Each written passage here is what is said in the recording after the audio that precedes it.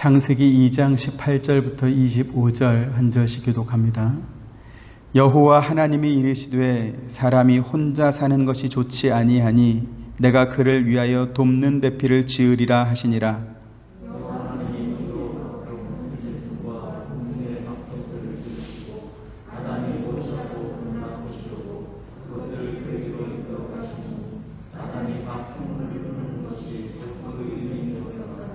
아담이 모든 가축과 공중의 새와 들의 모든 짐승에게 이름을 주니라. 아담이 돕는 배필이 없으므로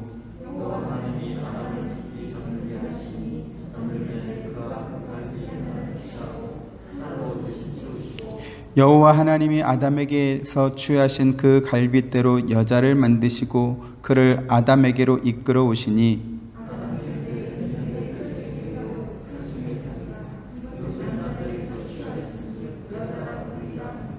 이러므로 남자가 부모를 떠나 그의 아내와 합하여 둘이 한 몸을 이룰지로다.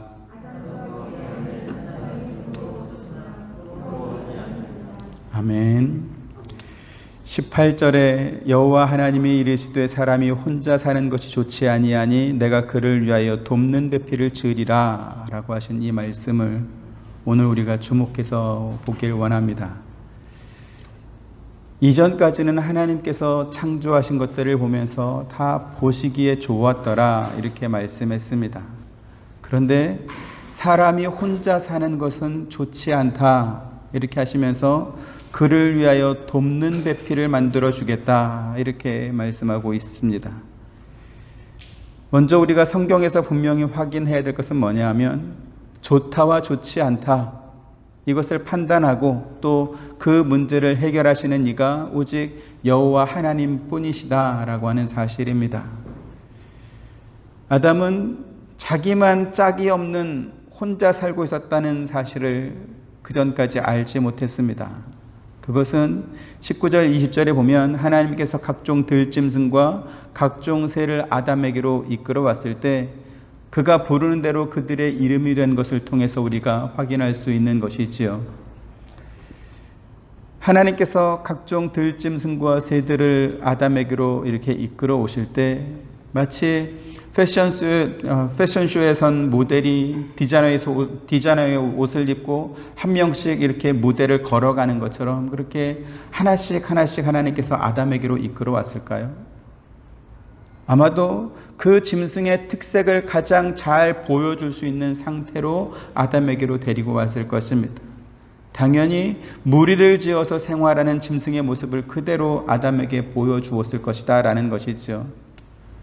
그런데 아담은 자기가 이름을 지어준 그 모든 짐승을 보면서도 자기만 짝이 없는 혼자다라는 사실을 알지 못했고 당연히 외롭다거나 혹은 좋지 않다 이런 생각을 하지 못했습니다. 왜 그랬을까 하는 것이죠. 그때는 아담이 선악과를 따먹기 이전이었기 때문에 다시 말해서 좋고 나쁨이나 선과 악을 아는 기준이 하나님께만 있었기 때문에 자기가 혼자라는 사실을 깨닫지도 못했고 당연히 좋거나 나쁘거나 이러한 감정도 느낄 수 없었다라는 것입니다. 지금 좋고 나쁨 또 선과 악을 아는 기준이 하나님께만 있다 이렇게 말씀을 드리면 쉽게 수긍을 못하고 의문을 품거나 이건 좀 이상한데 부당한데 이렇게 생각하는 분이 있을지도 모르겠습니다. 그런데 조금만 성경을 읽어보면 이것이 사실임을 금세 확인할 수 있습니다. 먼저 좋고 나쁨 또는 선과 악을 아는 것에 관해서 우리의 상식과 경험을 기준으로 한번 생각해 보도록 하겠습니다. 아담과 하와가 선악과를 따먹고 타락한 이후에 그 이후에 태어난 모든 사람들은 선과 악을 아는 기준을 자기 안에 갖게 되었습니다. 심지어 말을 못하는 어린 아이들도 갓난 아기들도 웃고 우는 것을 통해서 좋고 싫음을 분명하게 표현하는 것이죠. 그래서 여기까지만 보면 좋고 나쁨 또는 선과 악을 아는 기준이 하나님께만 있어야 한다라는 말은 틀린 것처럼 보입니다. 왜요? 사람도 똑같이 그와 같은 기준을 갖고 있기 때문에 그런 것이죠.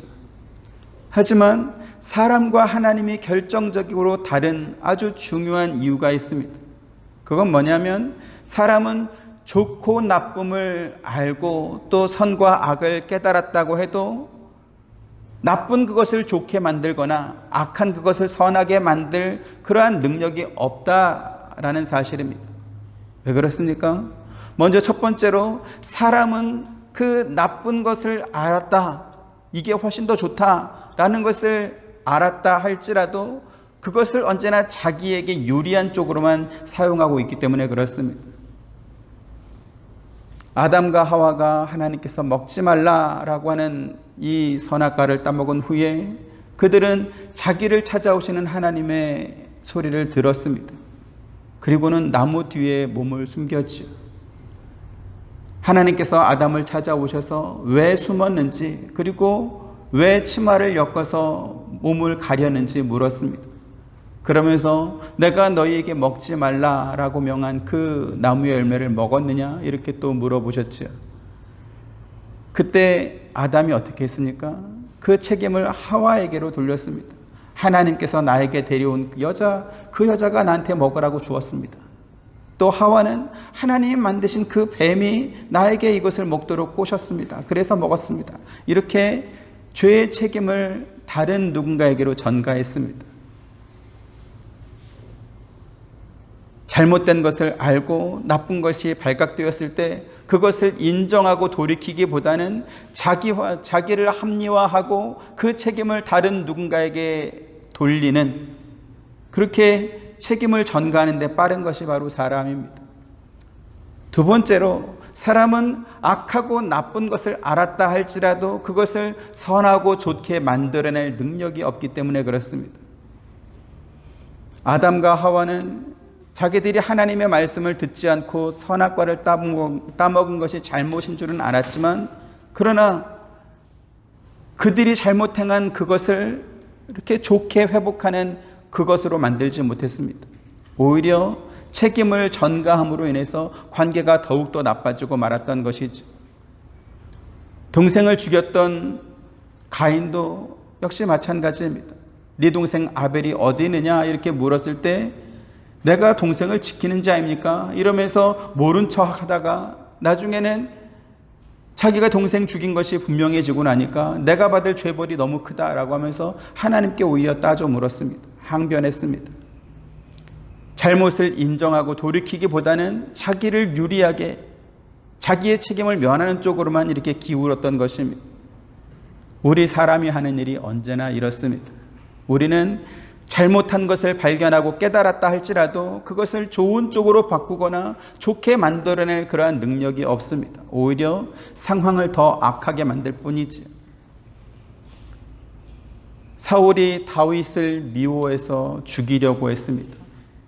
창을 던지기도 하고 활을 쏘기도 하고 군대를 보내서 추격하기도 하고 심지어 자기가 직접 군대를 이끌고 다윗을 쫓아가기도 했습니다. 결국 도망갈 길이 없는 다윗은 사울이 더는 추격해올 수 없는 블레셋으로 자기 몸을 숨깁니다. 그리고 다윗이 블레셋으로 도망간 사이에 사무엘 선지자가 죽었습니다. 설상가상으로 블레셋이 군대를 이끌고 세겜이란 곳까지 이렇게 수넴이란 곳까지 군대를 이끌고 침공해 들어왔습니다. 여기 지금 수넴은 어디냐면 엘리사가 이렇게 지나갈 때 수넴에 있는 한 여인이 자기의 집을 엘리사를 위해서 비워주고 언제든지 와서 잠을 자고 또 음식을 먹을 수 있도록 내주었던 곳입니다. 그래서 엘리사가 그 집에 뭐가 필요한가 이렇게 알아보니까 그 집에 자녀가 없는 것을 알고 이 여인에게 아들을 낳도록 해주었죠. 그리고 이 아이가 갑자기 죽었을 때 엘리사가 그 아이를 살려주었던 그 동네가 바로 수넴입니다. 블레셋이 군대를 이끌고 수넴까지 이렇게 침공해 들어왔는데, 근데 문제는 뭐냐면 예전에 블레셋이 침공해 들어왔을 때 그 블레셋을 이겼던 다윗이 지금 이스라엘은 없습니다. 그리고 하나님의 뜻을 가르쳐줄 사무엘 선지자도 이미 죽고 없습니다. 그러자 사울이 어떻게 하냐면 신접한 여인을 찾아가서 자기가 어떻게 해야 되는지 그 이유를 물어보겠다 이렇게 말합니다. 사무엘상 28장 6절 7절 한번 보시죠. 사울이 여호와께 묻자오되 여호와께서 꿈으로도 우림으로도 선지자로도 그에게 대답하지 아니하시므로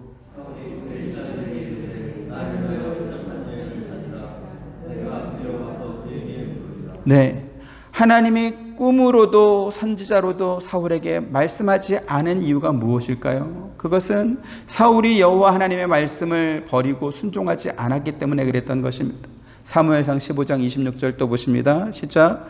사무엘이 사울에게 이르되 나는 왕과 함께 돌아가지 아니하리니 이는 왕이 여호와의 말씀을 버렸으므로 여호와께서 왕을 버려 이스라엘 왕이 되지 못하게 하였음이니이다 하고 이랬습니다. 사울이 하나님 앞에 잘못한 것을 사무엘 선지자가 가르쳐 주었다면 이제 사울은 어떻게 해야 되겠습니까? 하나님 앞에 회개하고 자기가 잘못 행한 그 길에서 돌이켜야 될 것입니다. 하지만 사울은 어떻게 하죠? 그가 하나님 앞에 잘못한 것을 정확하게 지적받고도 사무엘에게 어떤 요구를 합니다. 그게 뭐냐면 백성 앞에서 자기를 높여달라라는 그러한 부탁을 하는 것입니다. 사무엘상 15장 30절 또 봅니다. 시작. 사울이 이르되 내가 범죄하였을지라도 이제 청하옵나니 내 백성의 장로들 앞과 이스라엘 앞에서 나를 높이사 나와 함께 돌아가서 내가 당신의 하나님 여호와께 경배하게 하소서 하더라 이랬습니다. 내가 죄를 범했다 할지라도 백성 앞에서 나를 높여달라. 지금 이 말은 잘잘못 따지지 마라. 잘잘못한 게 뭐가 그렇게 중요하냐. 어쨌든 백성들 앞에서 나를 좀 높여줘서 그래서 내 체면이 깎이지 않도록 해달라. 이러한 요구를 지금 사무엘에게 하고 있는 것이죠. 사람의 관심이 언제나 자기 자신에게만 있다라는 것을 확인할 수 있는 장면입니다. 이렇게 된 이유가 무엇입니까? 선악을 알게 하는 나무의 열매를 따먹은 이 인간은 선과 악의 기준을 언제나 자기 자신 안에 두고 그리고 자기를 중심으로 모든 것을 판단하고 결정하기 때문에 이렇게 된 것입니다. 그래서 우리 인간이 선과 악, 좋음과 나쁨의 기준을 알게 되고 갖게 된 것은 죄의 결과라는 사실을 우리가 알아야 될 것입니다. 그래서 우리 기독교 신앙이 말하는 좋은 믿음은 무엇입니까? 죄의 결과로 인해서 파생된 또 우리가 갖게 된 이 선과 악의 기준을 하나님께로 다시 되돌리는 것입니다. 나도 판단할 줄 있어. 나도 뭐가 좋은 줄 알아. 이렇게 항변할 것이 아니라 하나님의 말씀을 듣고 순종해야 되는 것이고 그리스도의 말씀이 우리 안에 풍성히 거하도록 해야 되는 것입니다. 왜 그렇습니까? 지금까지 말씀드린 것처럼 우리는 좋은 것을 알고 옳은 것을 깨달았다 할지라도 그것을 실제로 좋고 또 옳게 만들 능력이 없기 때문에 그런 것입니다. 또한 우리 안에 있는 이 죄의 본성은 가인과 사울에게서 우리가 확인했던 것처럼 내가 죄를 범했을지라도 나를 높이고 나를 위해 주소서라는 그러한 쪽으로 늘 작동하고 있기 때문에 그런 것입니다. 그것이 우리들의 실제 모습입니다. 그러면 하나님은 우리와 어떻게 다르겠습니까? 인간이 범한 죄의 책임을 스스로 감당할 수 없는 그 인간에게로 다 묻지 않으시고 돌리지 않으시고 하나님께서 대신 책임져 주시는 것으로 하나님께서는 좋지 않은 것을 좋게 만들어 주셨습니다. 당신의 독생자를 세상에 보내셨고 우리가 그 은혜로 인해서 비록 우리가 확정된 죄인임에도 불구하고 하나님 앞에 의롭다 여김을 받은 자로 하나님의 자녀가 되도록 해주신 것입니다. 그러면 좋지 않은 것을 좋게 만들어 주신 것은 무엇입니까? 오늘 본문에서 우리가 확인한 것처럼 우리 사람에게 돕는 배필을 만들어 주신 것입니다. 지금 설교를 시작하고 나서 여러 번 좋은 것과 좋지 않은 것, 선과 악의 기준이 오직 하나님께만 있다 이렇게 말씀을 드렸습니다. 그리고 그것은 오직 하나님만 하실 수 있는 그러한 일입니다. 22절, 23절 한번 보시죠. 여호와 하나님이 아담에게서 취하신 그 갈빗대로 여자를 만드시고 그를 아담에게로 이끌어 오시니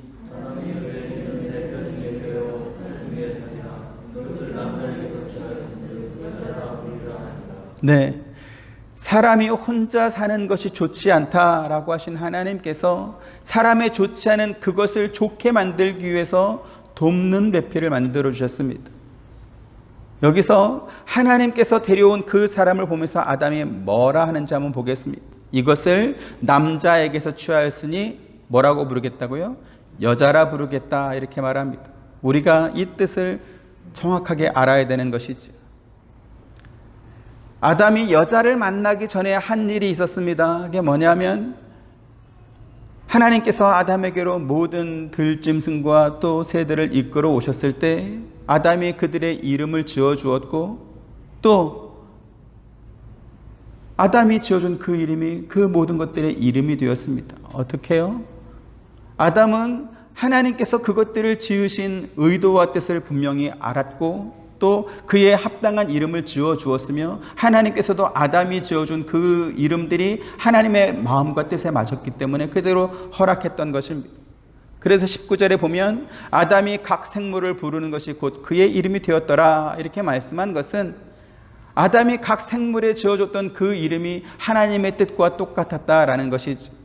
같은 맥락에서 하나님께서 아담에게 데려온 그 사람을 보면서 이것을 남자에게서 취하였은즉 여자라고 부르리라, 이렇게 했을 때 그 역시 하나님의 뜻과 똑같았다라는 것을 우리가 생각할 수 있겠습니다. 지금 여기 남자라는 표현이 나오고 여자라는 표현이 나오는데 이것은 사람을 칭하는 남성형 그리고 여성형 명사의 그러한 뜻입니다. 우리 한글에는 단어에 남성명사, 여성명사와 같은 성 개념이 없지만 프랑스어나 독일어나 스페인어나 러시아나 혹은 히브리어, 헬라어 같은 그러한 언어들에는 이렇게 단어에 남성명사가 있고 여성명사가 있고 또 중성명사가 있고 또 그렇습니다. 여기서 중요한 건 뭐냐면 이러한 언어에서 말하는 문법적인 성은 남자나 여자의 어떤 성별과 같은 그런 것과는 전혀 관계없는 특정 사물에 대해서 명사를 문법적으로 구분하는 그러한 방식이다라는 사실입니다. 그래서 성경에서 특히 오늘 본문에서 남자와 여자 이렇게 말할 때는 남자 사람을 칭할 때 쓰는 명사가 남자, 여자 사람을 칭할 때 쓰는 명사가 여자, 이런 것이지 생물학적 성을 지금 말하는 것은 아니다라는 것을 아시기 바랍니다. 그래서 성경에는 남자와 여자가 동등하다 혹은 평등하다 이러한 개념이 존재하지 않습니다. 이것을 여러분 분명히 아셔야 됩니다.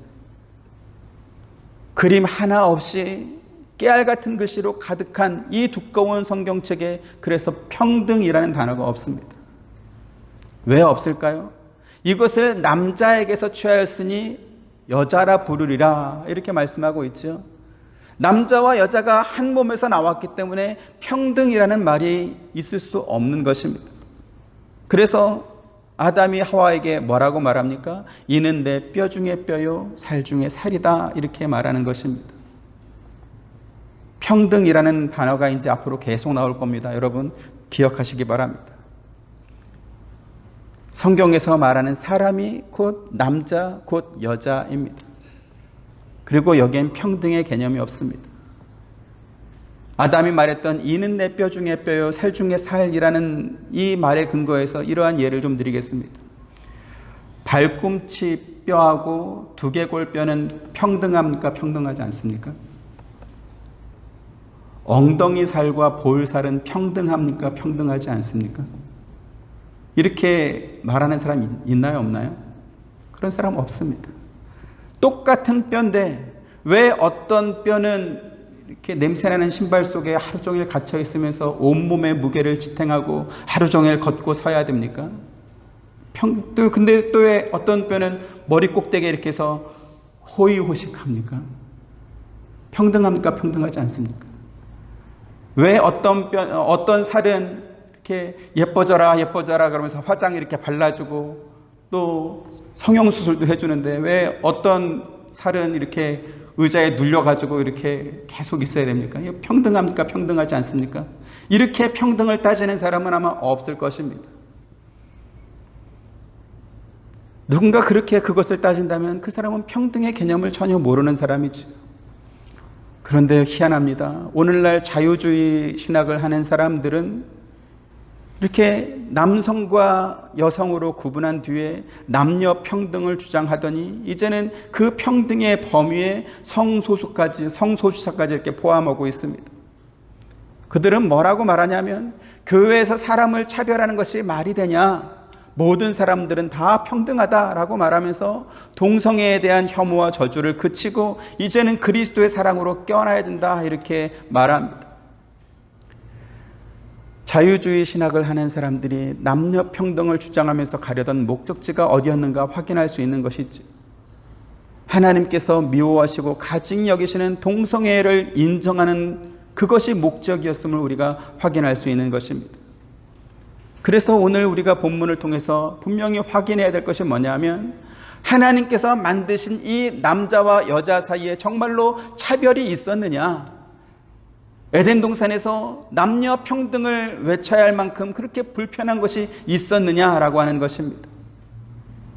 차별과 불평등은 하나님께서 그렇게 만드신 것이 아니라 인간이 지은 죄의 결과로 인해서 만들어진 그러한 파생물입니다.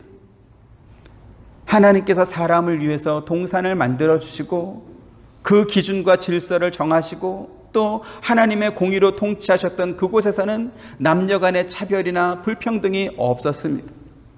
하지만 아담과 하와가 선악과를 따먹고 죄를 범함으로 인해서 선악을 아는 기준을, 그 판단하는 기준을 사람마다 갖고 나자 거기에서 차별이 생겼습니다. 불평등이 생겼다라는 것이죠.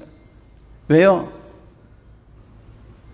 사람이 지은 이 죄의 결과가 약육강식의 힘의 논리가 작동하는 세상으로 바뀌어버린 것입니다. 그래서 강한 자는 약한 자의 것을 빼앗았고 약한 사람은 강한 사람의 지배를 받고 섬기게 되는 그러한 사회 구조가 만들어진 것입니다. 그러면 하나님께서 택하신 이스라엘은 어떠한 논리로 그 나라가 작동했을까요? 그 나라도 하나님이 없는 이방 나라들처럼 약육강식의 힘의 논리로 작동하는 그러한 나라였을까요? 성경은 그렇지 않다라고 말합니다. 신명기 24장 17절부터 22절 한 절씩 봅니다. 너는 객이나 고아의 송사를 억울하게 하지 말며 과부의 옷을 전당 잡지 말라.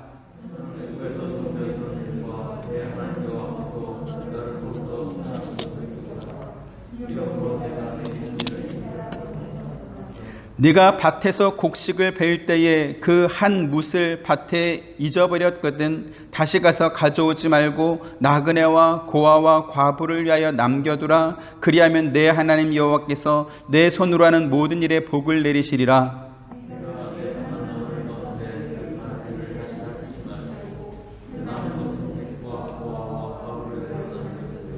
네가 내 포도원의 포도를 딴 후에 그 남은 것을 다시 따지 말고 객과 고아와 과부를 위하여 남겨두라.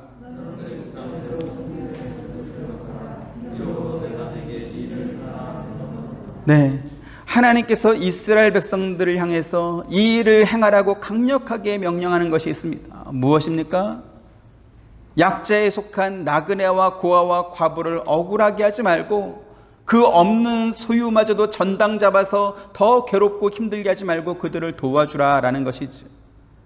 왜 그렇게 해야 되는 것입니까? 너는 애굽 땅에서 종되었던 것을 생각해야 된다. 너희가 그렇게 힘들고 어렵게 살았지 않냐? 이제는 내가 너희에게 준 땅에서 먹고 살기 좋게 되었으면 너희처럼 힘들고 어려운 사람들이 있을 때 그들의 것을 마저 빼앗지 말고 그들을 돕고 또 그들의 생활을 함께 도우라, 이런 것입니다. 그래서 하나님께서 통치하시는 나라에는 차별이 없습니다. 동시에 평등도 없습니다. 왜 평등이 없습니까? 차별이 있어야 그것을 보완하고 수정하는 평등이라는 것이 필요한데 애초에 차별이 없기 때문에 평등 역시 필요하지 않은 것입니다. 맞습니까? 틀립니까? 헷갈리십니까? 차별이 있어야 그 차별을 수정하고 보완하는 평등이 필요한데 차별이 없다면 평등도 필요 없는 것이잖아요. 그래서 이 차별의 문제를 교회 안으로 가지고 와서 남녀 평등을 외치고 성소수자를 차별하지 말고 동등하게 해달라라고 하는 그러한 사람들의 주장은 맞지 않은 것입니다. 자유주의 신학을 추종하는 사람들과 세상에서 인권 운동하는 사람들이 교회를 향해서 남녀 평등과 인간 평등을 요구하는 것이 잘못됐다라고 하는 이유가 바로 여기에 있습니다. 교회는 사람을 차별하지 않습니다. 예수 그리스도를 믿고 신앙으로 고백하는 사람들은 그 누구라도 그리스도 안에서 한 형제로 한 몸과 같은 지체로 그렇게 받아주는 것이 교회입니다. 하지만 죄의 결과로 파생된 이 인간의 욕심, 성적 욕심을 평등이라고 하는 이름으로 포장한 뒤에 우리를 죄라고 말하지 말고 그냥 그대로 받아달라라고 말하면 그것은 우리가 받을 수가 없는 것입니다. 왜요? 그리스도께서 십자가 위에서 자기 몸을 희생제물로 하나님께 드린 이유가 무엇입니까? 바로 이 인간의 죄의 문제를 해결하기 위해서 그렇게 희생제물로 드린 것입니다. 그런데 어떻게 교회가 자기 죄는 포기할 수 없다라는 그러한 사람들을 있는 그대로 그냥 받을 수 있겠습니까? 그 죄의 문제 때문에 예수님께서 죽으셨기 때문에 그 죄의 문제를 떠나야 되는 것입니다. 그동안 동성애가 하나님 말씀에서 그 많은 명백한 죄이고 또 교회가 그와 같은 행위를 용납할 수 없다라는 사실은 너무나 자주 말씀드렸습니다. 오늘은 그 근본이 되는 그 뿌리가 되는 자유주의 신학에서 말하는 남녀 평등, 양성 평등에 관한 이슈에 관해서 그것 역시 우리 교회가 용납할 수 없는 진리에서 벗어난 주장이라는 것을 확인하려고 합니다. 예수님을 믿는 사람뿐만 아니라 믿지 않는 사람들 중에서도 이 동성애는 쉽게 용납하지 않는 그러한 사람들이 참 많습니다. 하지만 남녀 평등, 양성 평등은 많은 사람들이 쉽게 공감하고 또 동의하는 그러한 이슈이기도 합니다. 특히 오늘날은 세대 간의 갈등보다는 남녀 간의 갈등이 이 단지 갈등의 차원을 넘어서 혐오와 대립의 구조로 점점 더 공고해지고 있습니다. 그래서 이것 때문에 사회적인 큰 문제가 되어가고 있는 것을 우리가 지금 보고 있습니다. 그리고 이와 같은 남녀 갈등의 문제는 결혼과 출산을 통해서 생육하고 번성하는 이 하나님의 이치가 당연하다라고 여겨져 왔던 이 하나님의 창조 질서가 크게 위협받고 있는 그러한 현실입니다. 2017년도에 MBC가 한국 갤럽의 의뢰해서 한 여론조사에 따르면 동성 결혼에 찬성하는 비율이 41%에 이르렀다 이렇게 나와 있습니다. 그리고 그것을 찬성하는 비율은 해마다 크게 늘어가고 있습니다. 실제로 법적으로 동성 결혼을 인정하지 않는 우리나라 역시 동거의 형식으로 사실혼 관계를 유지하는 동성 커플의 수가 급격하게 늘어나고 있다라는 그러한 보고도 있습니다. 그리고 그와 같은 결정을 하게 된 이유 중에 하나가 바로 남녀 평등 이슈입니다. 아담과 하와의 맏아들인 가인이 동생 아벨을 죽였습니다. 그리고 그 후로도 인류의 역사는 전쟁의 역사라고 할 만큼 죄에 범한 인간의 욕심은 끊임없이 죄의 열매들을 만들어 왔습니다. 그리고 각종 이 범죄에 희생된 사람들은 대부분 상대에 비해서 약한 사람들이었습니다.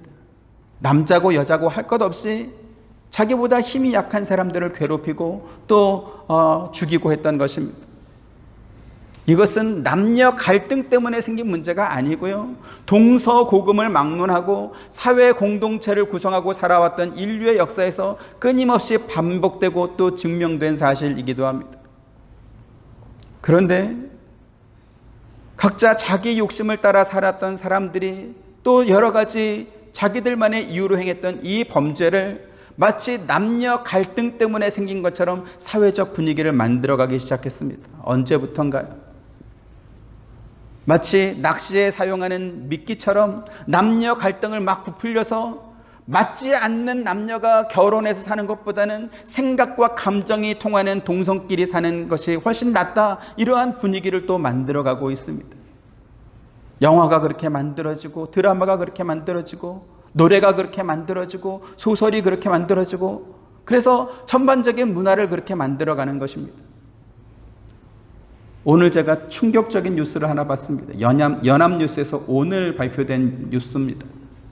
이게 뭐냐면 우리나라의 가족 그리고 5촌 이내의 친척끼리 사는 그러한 가구 말고 친구끼리 혹은 결혼하지 않고 동거하고 사는 사람들의 가구가 100만을 넘었답니다. 그래서 이렇게 많은 사람들이 친구끼리 살아가고 있으니 그들을 위해서 세금 혜택도 주고 주택도 공급해 줘야 된다라는 그러한 기사가 떴습니다. 그게 뭡니까? 가족이 아니고 부부가 아니고 사촌, 오촌 간의 친척이 아닌 그러한 사람들이 100만이 넘었다라고 하는 사람, 그렇게 한다고 그러면 그만큼 동성애 커플의 가구가 많다라는 것 아니겠습니까? 100만이 넘었다 이렇게 말을 합니다. 왜 이러한 일들이 생겼는가? 2010년도에 한국 기독교 장로회가 95회 총회를 열면서 한 선언문을 만들었습니다. 한국에는 한국 기독교 장로회, 기장이라고 부르는 한국 기독교 장로회가 있고 또 예장이라고 부르는 대한예수교 장로회가 있습니다. 한국 기독교 장로회 이 기장은 굉장히 자유주의 신학을 따르는 그러한 장로 교파입니다. 그런데 여기서 양성평등을 위한 선언문을 만들면서 교회가 양성평등을 위해서 앞장서야 된다 이렇게 선포했습니다. 그 선언문에 보니까 양성평등이 남녀를 평등하게 창조하시는 하나님의 질서를 회복하는 길이다. 그리고 성차별의 죄를 씻어내는 것이 예수 그리스도의 구원을 선포하는 것이다. 이렇게 말했습니다. 그로부터 10년 뒤에 2020년도에는 한국 개신교단 중에서는 최초로 차별금지법 제정을 지지하는 의사를 밝히면서 모두의 평등한 삶을 위하여 차별은 금지되어야 된다 이렇게 주장했습니다.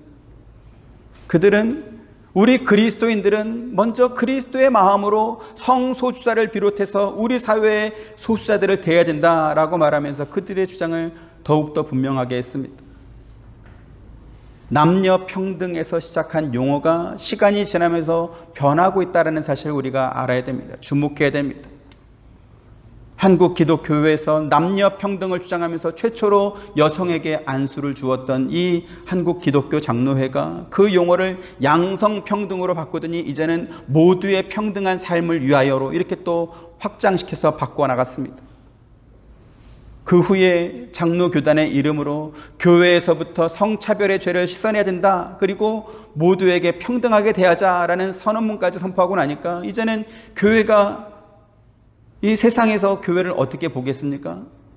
그 선언문을 만든 교회를 제외한 다른 교회들 혹은 그 선언문에 동참하지 않는 그러한 교회는 남녀를 평등하게 대하지 않는 그러한 교회, 약자와 소수를 보호하지 않고 차별하는 그러한 교회로 인식하도록 만들어버린 것입니다. 설교를 시작하면서 말씀을 드렸지만 세상 사람들은 좋아하는 그러한 말이지만 성경에는 없는 이 평등이라는 개념을 교회 안으로 가지고 와서 교회는 사람을 차별하는 곳, 평등하게 대하지 않는 곳이라는 악의적인 프레임을 교회에다가 씌워버렸습니다.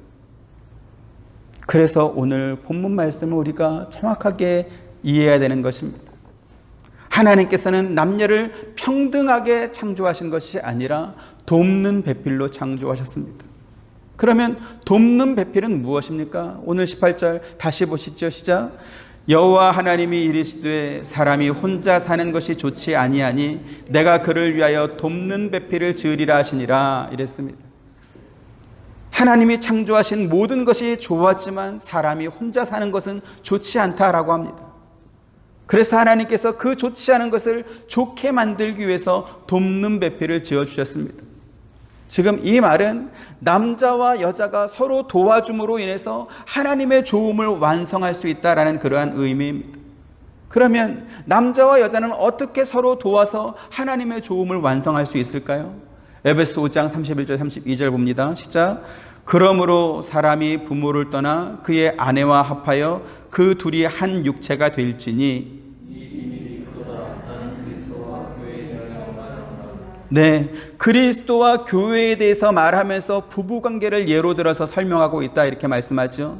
그런데 여기 지금 31절 말씀은 오늘 우리가 읽은 창세기 2장 24절 말씀과 그 내용이 똑같습니다. 같이 보시죠. 다시 시작. 이러므로 남자가 부모를 떠나 그의 아내와 합하여 둘이 한 몸을 이룰지로다 이랬습니다. 앞서 사람의 남성형 명사가 남자, 여성형 명사가 여자라고 말씀을 드렸습니다. 용어의 개념으로만 봐도 남자와 여자 사이에는 평등과 불평등의 그러한 개념이 없습니다. 그러면 하나님께서 남자가 부모를 떠나서 그의 아내와 합하여 한 몸을 이룬 뒤에 해야 할 일은 무엇일까요? 하나님께서 남편에게는 이렇게 말씀합니다. 에베소 5장 25절에 30절, 남편들아 아내 사랑하기를 그리스도께서 교회를 사랑하시고 그 교회를 위하여 자신을 주심같이 하라. 자기 앞에 영광스러운 교회로 세우사 티나 주름 잡힌 것이나 이런 것들이 없이 거룩하고 흠이 없게 하려 하심이라.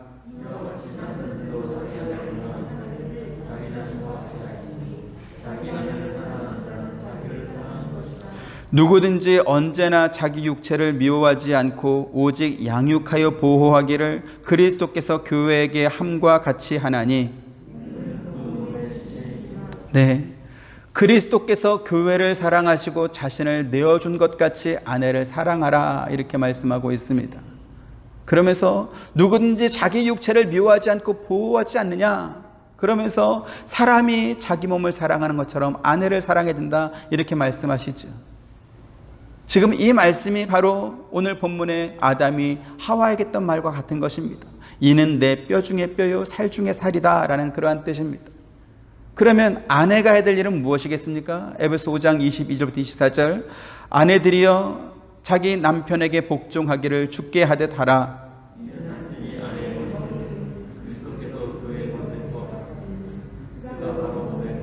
같이, 그러므로 교회가 그리스도에게 하듯 아내들도 범사에 자기 남편에게 복종할지니라 이랬습니다.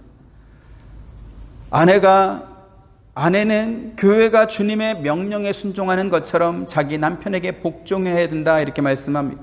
지금 이 말은 남자는 하늘이고 여자는 땅이다 이러한 뜻이 아닙니다. 보이지 않는 그리스도께 순종하는 그 실천의 대상으로 아내에게 남편을 대상으로 주셨다라는 그러한 말입니다. 사람이 가장 하기 어려운 것 중에 하나가 복종일 것입니다.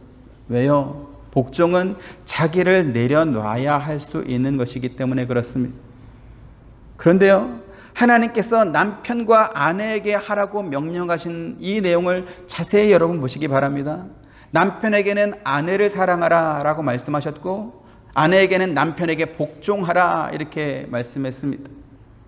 만약 이 요구사항을 서로 바꾸었다면 어떻게 하겠습니까? 하나님께서 남편에게 하라고 말씀하신 것이 사랑이 아니고 복종이고 여자에게 말씀하신 것이 복종이 아니라 사랑이었다면 어땠을까요? 상대적으로 남자는 상관이나 선배에게 복종하는 것이 상당히 익숙합니다. 가장 대표적인 군대를 비롯해서 직장이나 학교, 하다못해 동네 선후배의 관계에 이르기까지 남편은 자신의 상사나 연장자에게 복종하는 것이 별로 그렇게 어렵지 않습니다. 그러면 여자는 어떻겠습니까? 기본적으로 여자는 모성애라고 하는 것이 있어서 자기 몸을 쥐어짜서라도 자식을 먹이고 사랑하는 이 일에서는 여자를 따라갈 그러한 존재가 없습니다. 남자는 도무지 못 따라갑니다. 그런데 이것을 서로 바꾸어서 남자에게는 그리스도께서 자기 몸을 희생해서 교회를 사랑한 것처럼 아내를 사랑하라 이렇게 말씀하시고, 몸을 쥐어짜는 정도가 아니라 대신 죽는 한이 있더라도 아내를 사랑해야 된다 이렇게 명령하십니다.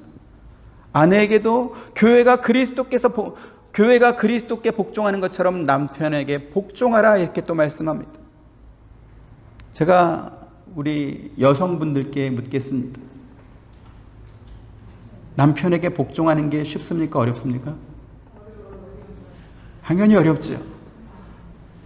물가에 내놓은 애처럼 하는 짓이 불안한데 어떻게 복종하겠습니까? 이거 참 쉽지 않은 것입니다. 그래서 하나님께서 남자와 여자에게 돕는 배필을 주신 것입니다. 지금이야 제가 애를 셋을 낳아서 조금 이제 아는 것이 많아졌지만 처음에 주영이 났을 때 제가 집사람한테 굉장히 많이 혼났습니다. 그러니까 이제 어린 주영이를 놔두고 집사람이 이렇게 밖에 나갈 일이 있을 때 애 좀 잘 봐요. 그러고 나갑니다. 그럼 저는 정말 열심히 애를 잘 봤습니다. 근데 돌아와가지고 저한테 막 성질을 내요. 애를 잘 못 봤다고. 돌아와서 애 밥 먹었어? 저는 애를 보라고 그랬지 저한테 밥을 먹이라는 소리는 안 했잖아요. 기저귀는 갈아줬어? 아니 애를 보라고 그랬지 기저귀 갈아주란 말은 안 했잖아요. 근데 와가지고 밥 안 먹였다, 기저귀를 안 갈아줬다, 뭐 하고 놀았냐. 하여간 놀긴 놀았지 뭐 제가 같이 놀았지 저는 봤잖아요. 근데 야단을 치는 겁니다. 그러니까 사랑하는 거 아니고 보는 것조차도 남자는 가르쳐 줘야 되는 거예요. 그래서 애 보라는 그 말에는 애 밥을 먹여야 된다. 애가 우유를 잘 안 먹으면 먹을 만한 다른 걸 만들어 가지고 하여간 뭐든지 먹여야 된다가 포함된 거예요. 보라는 소리에. 네? 기저귀가 찼으면 갈아줘야 되고 혹시 애 몸에서 냄새가 나면 목욕도 시켜야 되고 그게 다 보는 건데 남자는 그냥 애 따라다니면서 엉덩이만 지켜보고 있으면 그냥 보는 거죠. 그렇죠? 그래서 하나하나 다 가르쳐 줘야 되는 겁니다. 근데 만약에 이제 우리 주영이가 결혼해서 애를 낳아서 데리고 와서 애 좀 봐주세요. 그러면 어떻게 할까요? 아마 또 그 애 이렇게 꽁무니 쫓아다니면서 또 지켜보고 있을 겁니다. 남자가 그렇습니다. 그럼 복종은 어떨까요? 남자는요, 그러니까 군대를 예로 들면 삽 하나 주면서 터널 만들어. 그러면 남자는 삽 가져가서 터널 만들 겁니다. 복종합니다. 근데 여자는 됩니까? 안 됩니까? 그게 가능한 소리야? 부터 시작해서 이게 옳지 않다, 맞지 않다, 그거는 할 수 없다라는 그러한 수만 가지 이유를 또 댈 것입니다. 사랑이 익숙하지 않은 남자에게는 여자를 통해서 사랑을 배우게 하시고 복종이 익숙하지 않은 여자에게는 남자를 통해서 복종을 또 배우게 하는 것입니다. 성경에 분명히 순종이라는 말이 있는데 순종보다 조금 더 강제적 표현인 복종하라고 말씀하시는 이유를 우리가 또 알아야 되는 것이죠. 왜 그것이 필요합니까? 여자나 남자나 혼자 있어서는 하나님의 좋음, 하나님의 선함을 이룰 수 없기 때문에 그렇습니다. 남자고 여자고 혼자서는 그리스도를 닮아갈 수 없고 하나님의 좋음을 완성할 수 없습니다. 그리스도께서 자기 몸을 십자가 위에서 물과 온몸의 물과 피를 다 쏟아서 자기 백성을 사랑하신 것, 그것을 여자 없이 남자가 어떻게 순종하겠습니까? 어떻게 그 사랑을 따라하겠습니까? 그는 근본 하나님과 본체이시나 자기를 하나님과 동등됨으로 취하지 않고 자기를 종처럼 낮추어서 하나님 말씀에 복종했던 그 복종을 여자가 남자 없이 어떻게 배우겠습니까? 그러니까 돕는 배필로 만들어 주신 것입니다. 여기에 지금 평등이 필요합니까? 동등한 지위를 요구하면서 머리에 이렇게 빨간 띠 띠고 이렇게 외쳐야 되겠습니까? 성경을 몰라도 너무나 모르는 것이고요.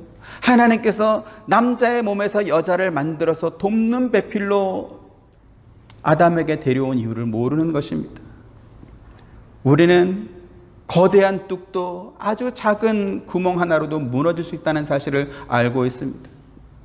1960년도에 전통 신학이 남성 중심적이고 남성의 관점으로만 형성되고 해석되고 있음을 비판하면서 성경 해석과 교리와 예배 의식 쪽에 이러한 모든 면에서 성차별 없애야 된다라고 만들어진 것이 여성 신학 운동이었습니다.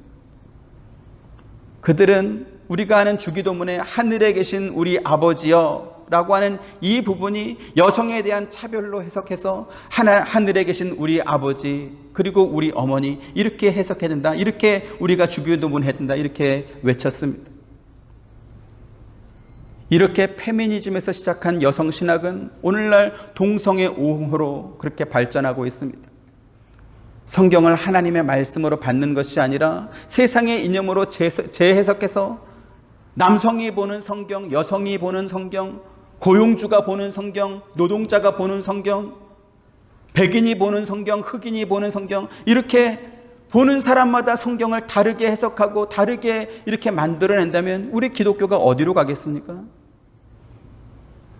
오늘날 차별금지법 제정을 찬성하고 동성애를 옹호하는 사람들은 하나님께서 그 사람들을 그런 성향의 사람으로 창조하셨다, 이렇게까지 주장하고 있습니다.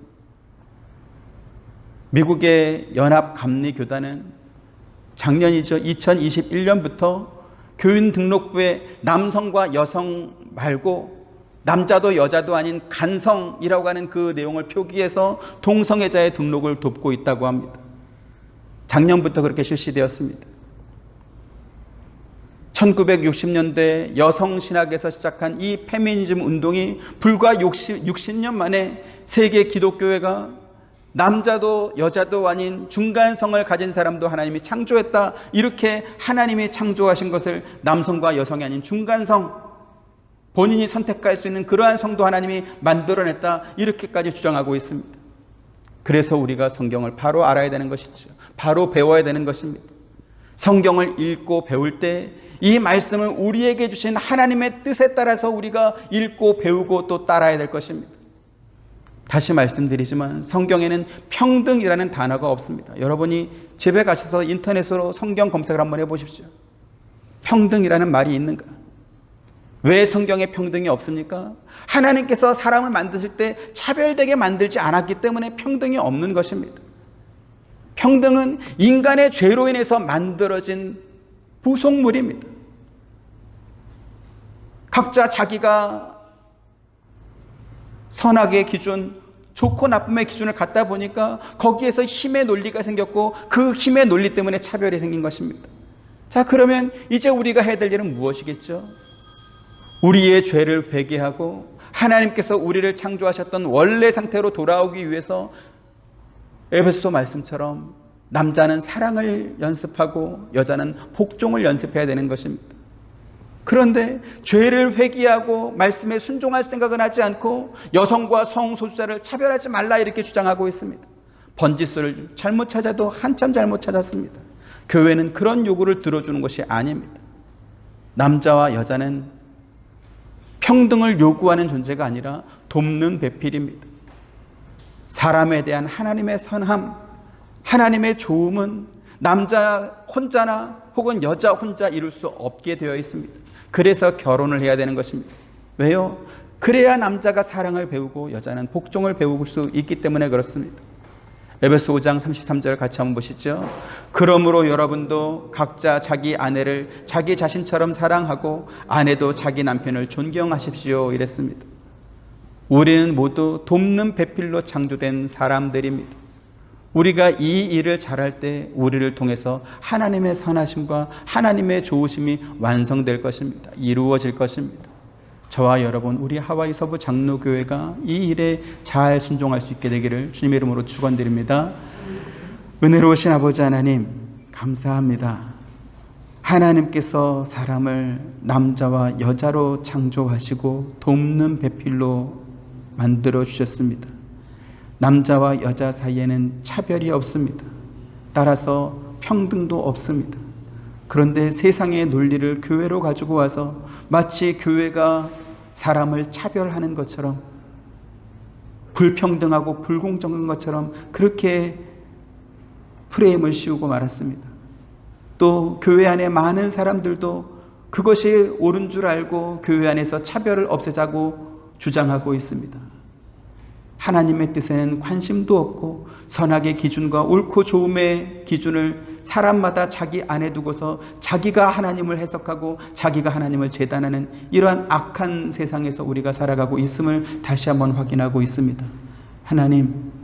하나님께서 우리에게 주신 이 말씀을 우리가 바르게 배우고 또 바르게 지식하여서 하나님께서 기뻐하시는 그 좋음을 이루어갈 수 있도록 주님, 우리에게 은혜를 더하여 주옵소서.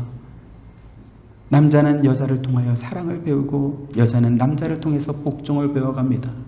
그렇게 그리스도께서 하나님 앞에 복종하고 사람을 사랑하셨던 것처럼 우리도 그리스도의 복종과 그 사랑을 배워가길 원합니다. 이 일에 우리가 잘 순종하며 나아갈 수 있도록 우리의 믿음을 더하여 주옵소서. 감사하며 예수님 이름으로 기도합니다. 아멘. 지금은 우리 주 예수 그리스도의 은혜와 하나님의 크신 사랑과 보혜사 성령님의 감화감동 교통하심이 돕는 배필로 우리에게 주신 남자와 여자가 그리스도의 몸된 교회를 잘 이루어가길 원하는 사랑하는 모든 성도님들의 머리 위에와 가정과 생업과 하시는 모든 일들 가운데 지금부터 영원토록 있기를 축원하옵나이다. 아멘.